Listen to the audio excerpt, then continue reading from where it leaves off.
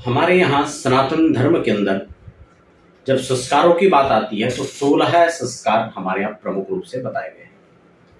हम बात करेंगे उसमें सबसे पहले संस्कार की, यानी गर्भाधान संस्कार। देखो, हर कोई चाहता है कि संतति अच्छी हो, हमारी संतान आज्ञाकारी हो, हमारी संतान सेवा करने वाली हो, हमारी संतान अलग अलग प्रकार से उनके मन में एक ख्याल होता है। इसीलिए आज हम बात करेंगे गर्भाधान संस्कार की, जो प्रमुख रूप से धरती में जो बीज का जन्म होने जा रहा है मातृगर्भ में, पिता के उस बीज के द्वारा जो एक प्रजनन की क्रिया एक होने वाली है, वो वास्तव में किस समय में, किस आधार में, किस समय के अंदर हम किस भावनाओं के साथ में उस बीज को अंकुरित कर रहे हैं, वही कल किस रूप में फल पुष्पित और पल्लवित होगा, यह हमारी मुख्य जो है यहां से जुड़ी हुई होनी चाहिए।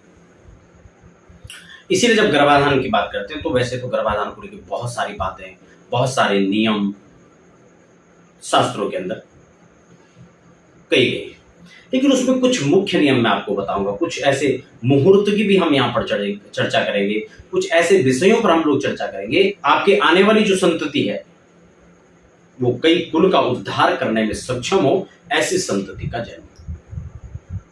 तो इसके लिए शास्त्रों के अंदर जो है बहुत सारी बातें हैं। मुहूर्त चिंतामणि हमारे पास में, उससे भी हमने कई सारी चीजें ली हैं। एक सुनिश्चित एक समय को निश्चित करना चाहिए, जिसके अंदर हमें देखना चाहिए कि कुछ ऐसी तिथियां ना हो जिनको रिक्ता के रूप में देखी जाती है।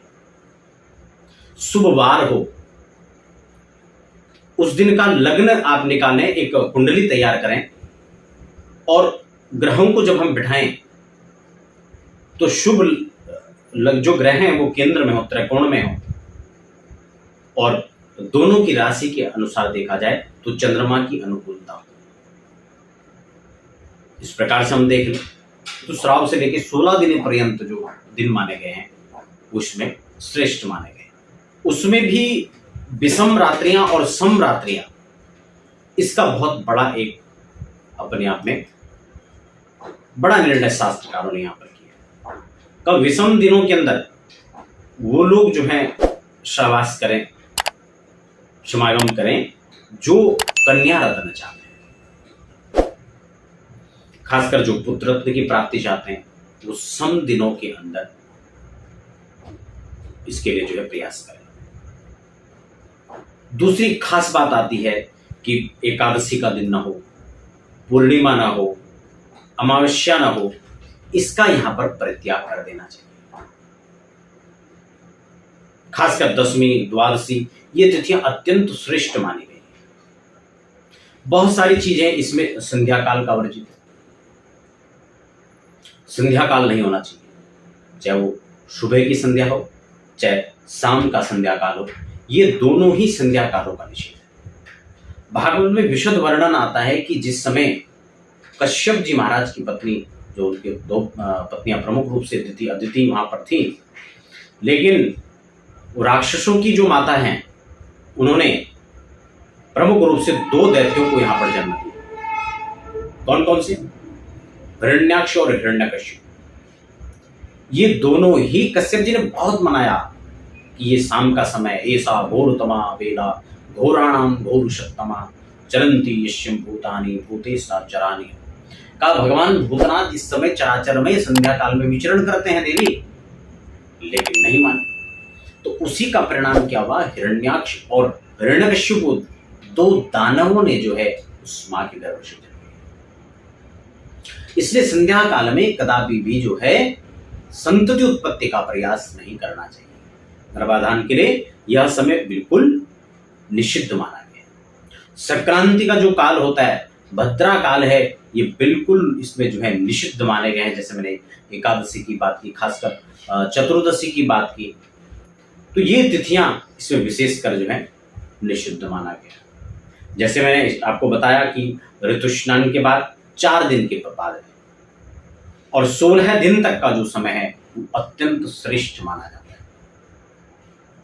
गर्भाधान के लिए अगर बात करें हम यहाँ पर, जैसे कि हम किस प्रकार की हमें संतति चाहिए, हमें धर्मात्मा चाहिए, हमें वीर चाहिए, हमें वैभवी संतति का जो है हम चाह रखते हैं, तो उस प्रकार के हमारे अंदर, दोनों के अंदर, पति और पत्नी के अंदर वो भाव उस समय होने चाहिए आपके अंदर, वो विचार आपके मन में होना चाहिए, कुछ आदर्शों को लेकर के और अपने संकल्प के साथ में जो है हमें समावेश करना चाहिए। इस स्थिति में अगर यह संयोग बनता है तो निश्चित रूप से वह एक उत्तम संतति को जन्म देने वाली बात कही जा सकती है। देखिए यहाँ पर जैसे कि मैं आपको बता रहा था कि 16 रात्रियां पर्यंत जो है यहाँ पर अत्यंत शुभ माना गया है। उसमें भी ऋतुस्राव के दिन से लेके 8वां दिन, 9वां, 12वां, 14वां और 15वां और 16वां दिन जो है, 16वीं जो रात्रि होती है, वो गर्भाधान के लिए अत्यंत श्रेष्ठ और शुभ माना गया है।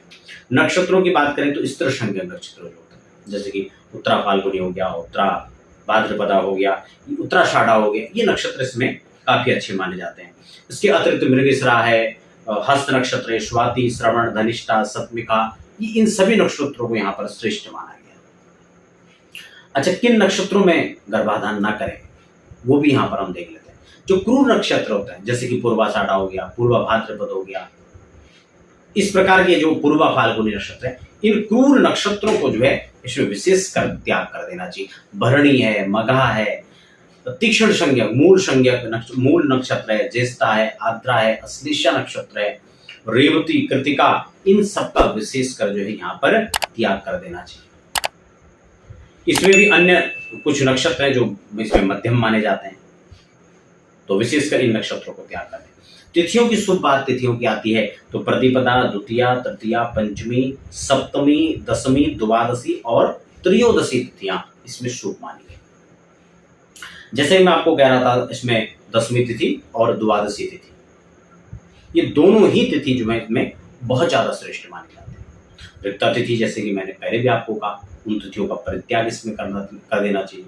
उसमें भी षष्ठी को भी साथ में ले लें, एकादशी का मैंने आपको पहले ही सिद्ध कर दिया, अमावस्या है, पूर्णिमा है, इन तिथियों का भी गर्भाधान में वर्जित माना गया। भद्रा काल, जैसे मैंने संध्या काल का, भद्रा काल निश्चित कालों में माना जाता है, इसलिए इसका त्याग कर देना चाहिए। अब हम वारों की बात करते हैं तो शुभ वार, जैसे कि बुधवार, गुरुवार, शुक्रवार, सोमवार, ये वार इसमें अच्छे माने जाते हैं। सोमवार को लगभग मध्यम माना जाता है। वैसे बुध, शुक्र और गुरु, ये 3 जो दिन हैं ये अत्यंत श्रेष्ठ माने जाते हैं। तो ये यहाँ पर अब हम लग्न की बात कर लेते हैं गर्भाधान के लिए। जैसे कि मैंने आपको कहा कि केंद्र के अंदर और त्रिकोण के अंदर शुभ ग्रह की स्थिति जो है वहां पर होनी चाहिए। 3, 6, 11 भाव के अंदर क्रूर ग्रह स्थित होने चाहिए। इस प्रकार से इनका लग्न बनाएं। सूर्य, मंगल और बृहस्पति, ये पुरुष ग्रह पुरुष भावों के साथ लग्न को दृष्ट करें तो इसमें श्रेष्ठ माना जाता है। चंद्रमा विषम नवांश में होना चाहिए। तो ये यहाँ पर कुछ खास बातें हैं जो हमें ध्यान देनी चाहिए।